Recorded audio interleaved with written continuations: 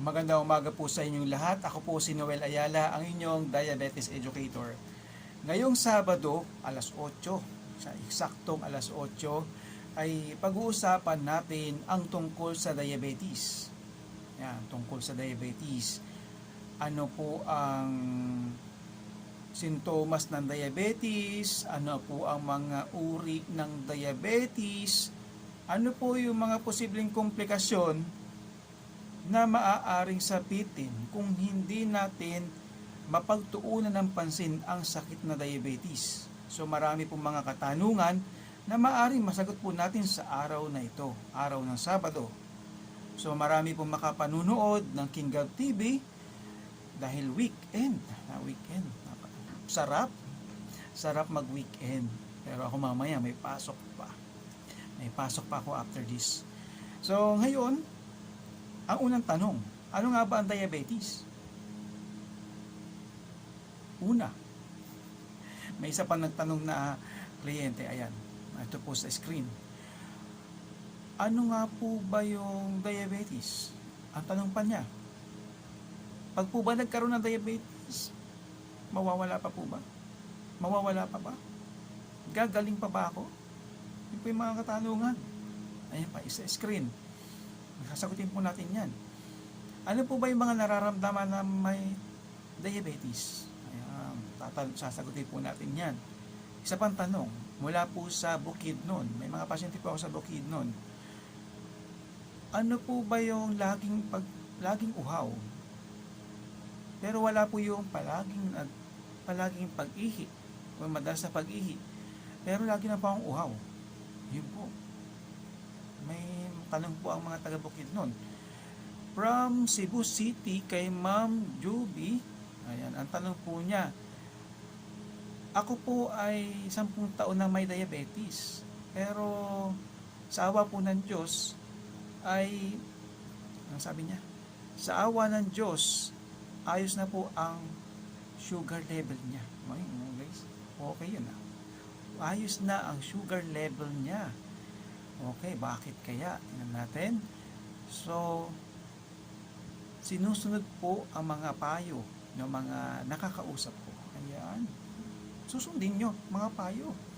Kasi kung hindi ka susunod sa inyong mga doktor, sa iyong mga diabetes educator, sa iyong mga nakakausap na healthcare workers, ay maaaring maligaw ka. Maaaring magkaroon ka ng komplikasyon. Ngayon, sagutin natin, ano nga ba ang diabetes?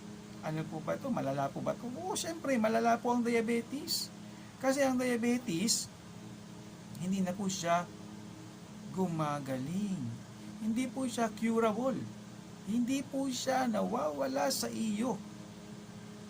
Pero bakit po ba tinawag na diabetes? Bakit po ba naging diabetic ako? Kasi nga, yung iyong katawan ay wala ng kakayanan na gumawa ng sapat na insulin. O kaya naman, ang iyong katawan, wala na talaga magawa ng insulin. Wala na ma-process. Wala nang tutulong sa iyong katawan upang mas maging masigla ka. Ay bakit po ba kailangan natin ng insulin? Pwede po bang wala yan? Kailangan po natin ng insulin. Kailangan po yan. Kasi kung walang insulin, yung mga kinakain mo na nagiging asukal, wala po yung paglalagyan. Wala pong maglilipat mula sa dugo papunta sa iyong cells. Kasi kung yung cells mo hindi naman nalalamnan o hindi nasasalinan ng asukal, okay, pag hindi yan nasalinan ng asukal, manghihina ka. Mauuhaw yung mga cells ng katawan mo. So ano mangyayari? Makakaranas ka ng mga panghihina. Tamlay na tamlay, hindi makapag-isip ng maayos. Barino. Ano ba yung barino? Sa Tagalog po yung barino. Maitin ang ulo. Irritable. Napakadaming nararamdaman ng taong may diabetes. May isa pong tanong dito kagabi. Okay, medyo tinitake note ko po eh. Medyo tinitake note ko yung mga question nila. Inipon ko. Ngayon po, ang tanong niya, yan, basahin natin. Ang sabi niya, ayan, yung mayat mayang pagkauhaw niya, okay lang po ba na mayat maya po ang ihi ko? Abi, siyempre po. Kung hindi ka umiihi, ay baka maipon niya, malunod ka. Kung marami kang ininom na tubig, marami ka rin siyempre iihi. Kung uminom ka ng 10 baso, medyo marami-rami rin ang iyong iihi. Kung uminom ka ng 1 baso, ikaunti ang ihi mo. May tanong pa rito. Ako po ay laging nangihina. Nararanasan ko pa ang panghihina. Ako po ba ay may diabetes na? Hindi po natin malalaman na ikaw ay isang diabetic kung hindi ka nagpapa-check up, walang test na ginawa sa iyo. Kaya kung nakakaranas ka ng mga bagay na ganyan, pumunta o kumonsulta ka sa inyong mga doktor. Makakatulong po sila sa inyo. Hindi po makakatulong sa inyo yung mga kapitbahay nyo kung ano-ano sinasabi. Uminom ka ng ganito kasi ako, meron kasi mga senaryo, mga naging pasyente ko dati. Ako po ay naging diabetic nung nakarang taon. Ay nakausap ko po yung kapitbahay kong diabetic din. Ay ginaya ko lamang po yung gamot. Ginaya yung gamot. Uminom po ng metformin yung kapitbahay. Metformin ang iniinom ng kapitbahay. Yan, sabi ng kapitbahay, ito ang gamot po sa ating sa diabetes. Ito rin inumin mo. Ay di ininom niya. Ang pagkakamali niya, ininom niya ang metformin na hindi nagpapo-check up. Anong nangyari sa kanya? Anong nangyari? Nagpa-check up siya, sira na pala yung bato niya. So hindi na pwede yung metformin na yun doon sa siraang bato. Lalo kang napahamak kasi nagtipid ka masyado sa pagpapacheck up. Hindi ka kumonsulta, hindi ka man lang humingi ng payo sa mga eksperto. Hindi ka man lang humingi ng opinyon ng inyong doktor. Dok, ito po ay pwede? Bakit nagpe-prescribe ang iyong kapitbahay? Doktor ba siya? So maraming katanungan. Ang diabetes, kalimitan, mas marami po ang type 2. Medyo kaunti pa ang type 1. Ano po ba yung mga uri ng diabetes? Yun yung type 1. Ang type 1 ay yung katawan mo ay wala na talagang napoproduce na insulin. Walang napoproduce na insulin. Kaya kailangan mo na magturok ng insulin. Araw-araw yan. Kasi kung walang insulin kang itinurok sa sarili mo, ano mangyayari? Manghihina ka kasi yung asukal na nasa dugo mo nag-i-stay lang doon. So marami siyang sisirain. Maraming sisirain yung taas ng dugo mo. Okay? Natututo po ba tayo? Ano pa yung mga dapat nating tandaan? Ang diabetes ay hindi na gumagaling. Pero, ang good news po dyan, nalulungkot agad yung mga diabetic nalulungkot. Paano po yan? Hindi na po gumagaling yung diabetes. Ang good news naman po dyan, ma'am, sir, ang good news niyan, kaya po nating kontrolin yan. Kaya nating kontrolin ang iyong diabetes. Eh paano po? May kumonsulta po kayo sa doktor. Kukonsulta po kayo sa doktor, hindi po sa albularyo, hindi po sa kapitbahay na hindi doktor. Ganun po ba? Kailangan po magpa-check up? Of course, kailangan niyo po yan. Kasi kailangan i-test yung dugo mo. Maraming test na gagawin para akma ang iinumin mong gamot. Kung ikay type 1, magtuturo ka ng insulin. Kung ikay type 2, kasi mga karaniwan sa mga type 2, may mga insulin resistance. May insulin ka nga sa katawan na puproduce nga, pero yung cells mo nababalutan ng taba. Eh paano kung kapal na taba, nababalutan yung cells, hindi naman masusian ng insulin. Pag hindi nasusian ng insulin yan, papasok ba yung sugar? Papasok ba yung asukal na dapat ay enerhiya mo? Hindi. So kailangan natin ng gamot na pangtanggal ng mga insulin resistance. Kailangan natin yun. Kaya may mga iniinom tayong tableta like metformin. Hindi ang gamot ni Juan ay hindi gamot ni Pedro. Ito po ang tatandaan nyo, mga kababayan, mga kapwa ko Pinoy, yung mga nasa abroad po dyan, yung mga pasyente ko sa abroad, na masipag magkonsulta online. Talagang magaganda ang blood sugar, sumusunod sa mga doktor nila. Una nyong gagawin, sumunod kayo sa doktor nyo. Kailangan may disiplina kayo sa sarili ninyo.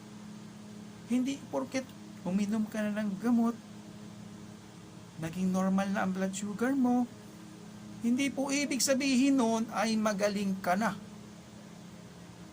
Ang ibig sabihin lang nun, nakokontrol mo yung asukal sa dugo. Merong mga pasyente, nakausap ko nun. Ay ako po ay diabetic noong 2003. Na-diagnose po akong diabetic noong 2003. Noon, okay po. 2003 po pala kayo na-diagnose.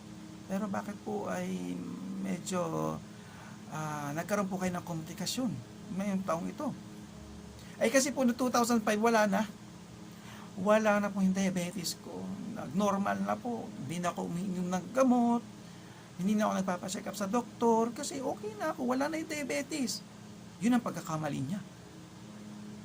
Bakit gumanda yung blood sugar niya? Dahil sa iniinom niyang gamot. Yung iniinom niyang gamot ang nakatutulong upang maging normal yung blood sugar. Pag tinigil mo yan, utay-utay, tumataas uli yan. Tumataas uli yung asukal mo sa dugo. At posible, sa pagtaas ng asukal mo sa dugo, maranasan mo yung mga komplikasyon. Ano pa po yung mga tanong ng mga kliyente natin online? Ito, mga tanong, basahin po natin. Kapag po ba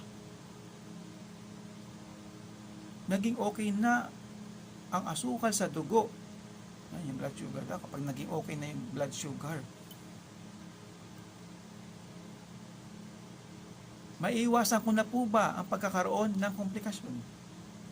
Kapag okay na po yung blood sugar po ninyo, marami pa pong mga posibleng mangyari. So hindi lang, halimbawa, may diabetes ka, may hypertension ka, ano pa, may na-stroke ka, marami kang maintenance dapat dyan. Hindi lang yung endocrinologist o diabetologist ang pupuntahan mo. Marami, may neurologist, maaari yung bato mo masira. Pag nasira yung bato mo, kailangan mo ng nephrologist. Mga kababayan, kung ikaw ay diabetic, forever ka nang may maintenance. Hindi ibig sabihin maganda na ang iyong blood sugar, titigil ka na sa mga gamot mo. Hindi mo i-declare ang sarili mo na magaling ka na. Kasi, ang sasabihin mo, kung kontrolado na o maganda na yung asukal mo sa dugo, ako'y diabetic pero kontrolado. Yun po yung magandang ipamalita sa mga kapitbahay mo. Hindi yung maganda yung blood sugar. Yes, wala na akong diabetes. May isa pa pong tanong. May bawal po bang kainin ang taong may diabetes? Yan, mula po sa Pampanga kay Tita Solidad. Kay Tita Solidad, kumusta po sa Pampanga? Okay, marami po ang pasyente online. Bulacan po, hindi ko po nakausap yung taga Bulacan. At ay medyo busy. Na hindi ko nabigyan ng schedule, siguro po next week.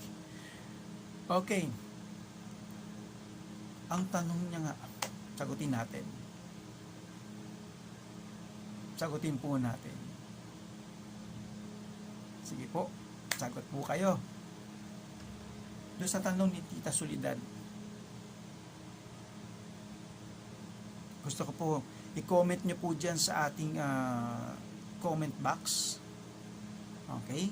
Doon sa mga pasyente ko pong nakausap ko na, i-comment nyo po yung sagot nyo kay Tita Soledad doon sa tanong niya.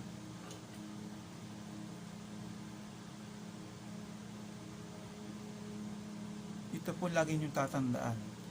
Ang diabetes hindi na gumagaling pero nakokontrol. Ang diabetes ay wala pong bawal. Okay? Wala pong bawal na pagkain. Nagkakaroon lang tayo ng bawal na pagkain kung kayo ay may komplikasyon na.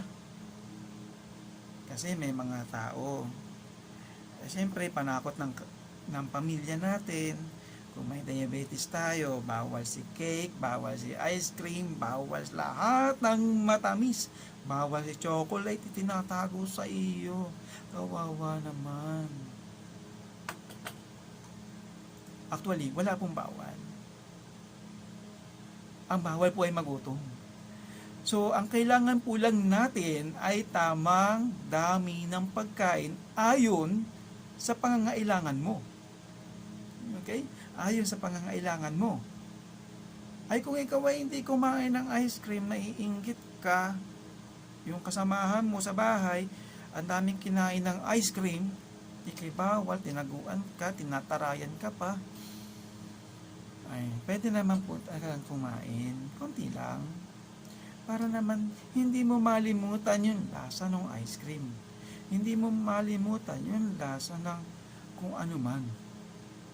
Halimbawa, may komplikasyon ka na, may sakit ka sa bato, may sakit ka sa puso, ayan, nagkakaroon po tayo ng bawal.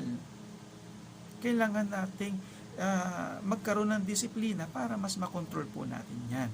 Kasi halimbawa, ito na, hindi mo na control yung iyong blood sugar. Okay? Hindi mo na control yung blood sugar mo, ano yung mga posible na mangyari? Posibleng magkaroon ka ng komplikasyon. Simula tayo sa taas. Pwede may stroke.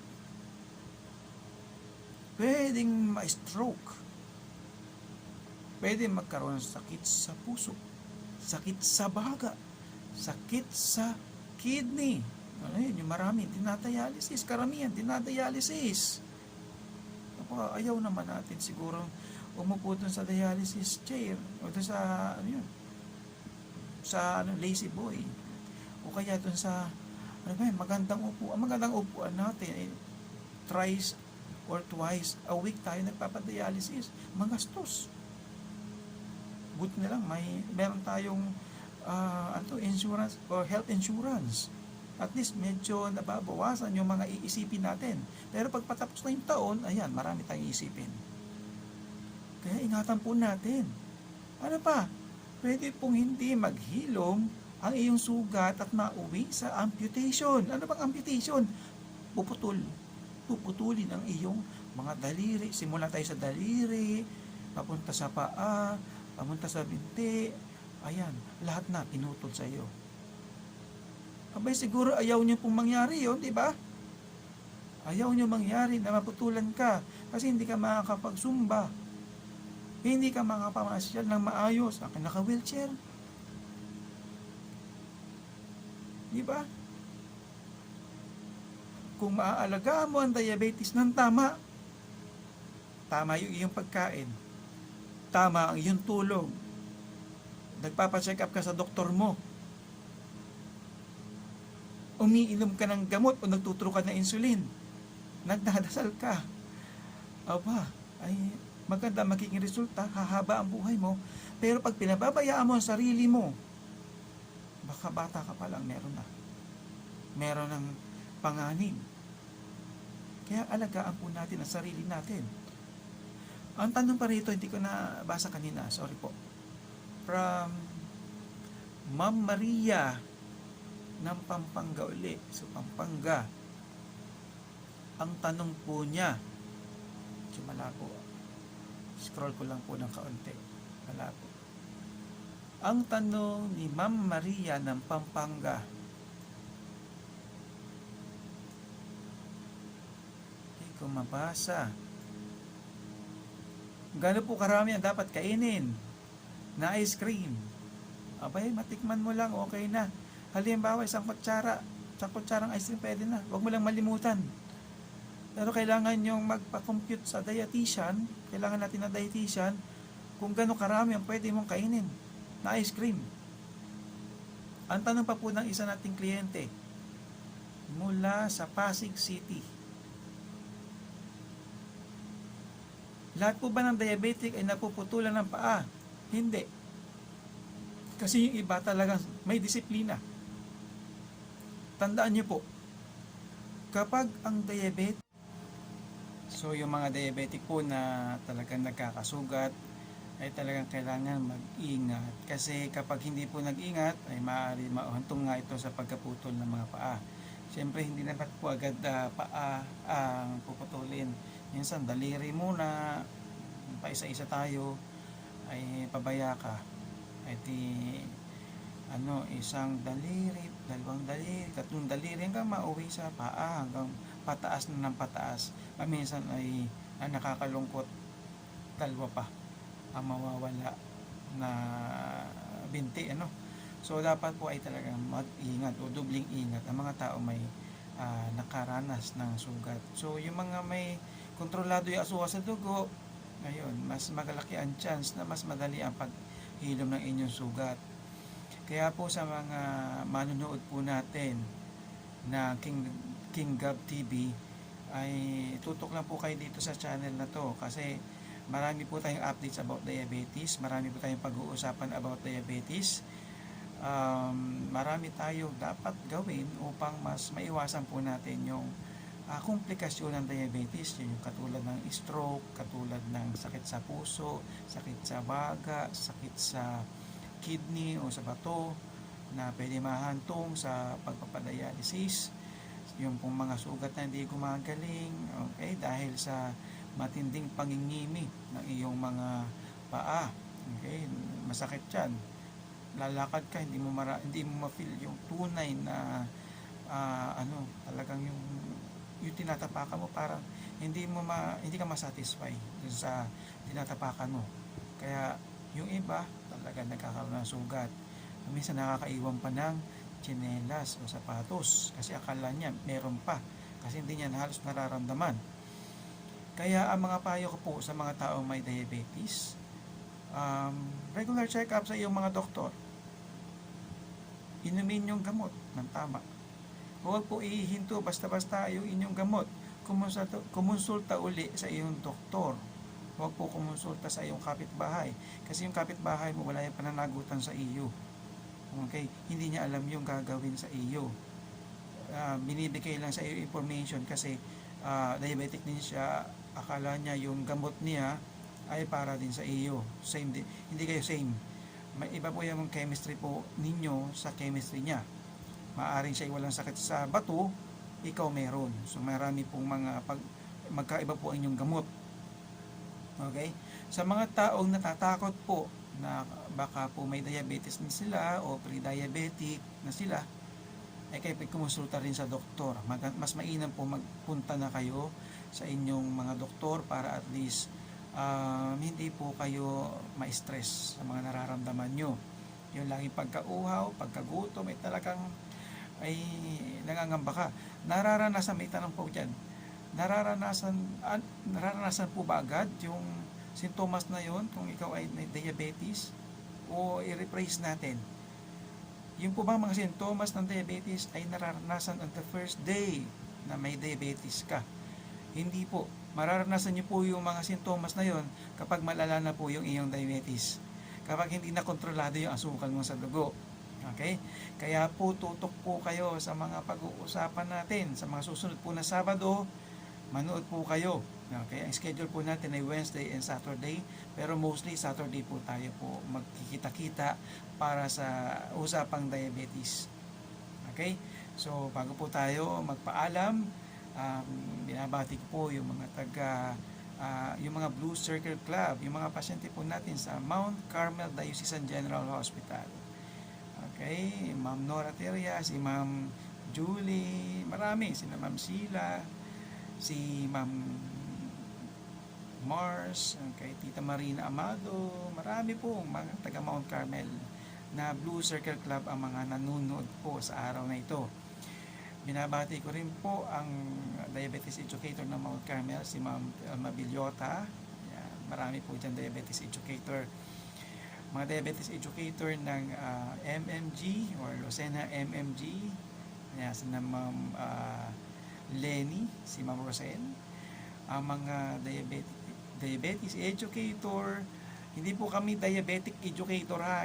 Wala po kaming diabetes. Ang tawag po sa amin diabetes educator. Kapag tinawag niyo po kaming diabetic educator, kami po ay may diabetic na nag-educate sa mga kapwa diabetic. Kami po ay walang diabetes. Okay? Sa Lucena United Doctors Hospital, nandiyan po sina Ma'am Ilri, sina Ma'am Marisol, sina Ma'am, marami po tayo dyan. Yung mga dietitian po natin dyan. Sa mga hospital, St. Anne, Tayabas Community Hospital, sa United Candelaria Doctors Hospital. So marami po tayong diabetes educator. St. Anne General Hospital, baka malimutan ko. So binabati ko rin ang mga doktor po natin na nagki-care po sa mga diabetic, sina Dr. Edwin Layahan, sina Dr. Dennis Lumapi, si Dr. Lou Gonzales. Ayan, yun po yung mga doktor natin na nagki-care po ng mga diabetic patients. Siyempre, yung mga ibang consultant po natin na humahawak din po ng sa mga diabetic na may mga complications, yung mga sakit sa puso. Nandiyan po sina Dr. Canela, Dr. Enriquez, Dr. Sinonyo, and marami pa sa mga nephrologist natin. Nandiyan si Dr. Rosio, ayan, si Dr. Dr. Lucang Loyola, ayan, Dr. Absede, at marami pang iba, sina Dr. Rojas yan. Okay, so sa mga nanonood po, abangan nyo po ang susunod. Napakahalaga po ito. Continuation po na itong pag-uusap natin. Comment lang po kayo dyan sa comment box. And then, magtanong po kayo dyan kung wala po kayong naitanong sa oras na ito. Pwede po kayong bisitahin. Sasagutin ko po kayo isa-isa dyan. Or i-message ko po kayo. Basta mag-leave lang po kayo na pwedeng maging contact o para makontak po kayo. Pwede po yan. And then sasagutin po natin sa mga susunod na videos po natin. Sa lahat ng mga kikita natin ng streaming. So, tutok lang dito sa King Gab TV. Baka po kayo po ay nagtataka bakit King Gab. Ang layo po sa pangalan ko. Ang layo po sa profession ko. History po ng King Gab TV. Yung King Gab po ay account ko po noon nung ako ay medyo bata-bata pa sa Clash of Clans. Ayan. Clash of Clans. Naglalaro po ako. Hindi ko alam kung bakit ako naglaro no. Siguro libang. Pero nawala po yung cellphone ko. Nawala na rin yung account. Pero hindi na wala yung alaala ko dun sa pangalan na King Gab. Muli po, magandang umaga po sa inyo lahat. At salamat po sa inyong pakikinig.